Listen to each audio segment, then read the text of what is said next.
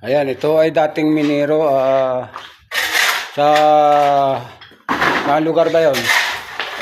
Sa Mindoro. Ayan, sa kanya pagkabata ngayon. Yung mga nilaw ng mangyan. Oo. Ayan kang dito sa syudad, dinala pa niya, pati yung ilaw niya souvenir. Pamana pa daw ng lulo niyang mangyan. Ito yung katawan, kondisyon, no? Ha? Punit, ang sako. Punit ang sako. Pero masipag ito, masipag. Ayan. Yan din ang magaling sumayaw ng otso. Oo, ito rin yung talagang pambato ng Mindoro. Ito. Isang sampol nga, isang sampol.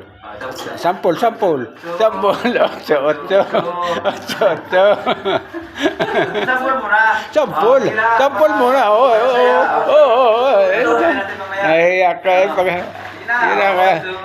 Otso. Ay, wala.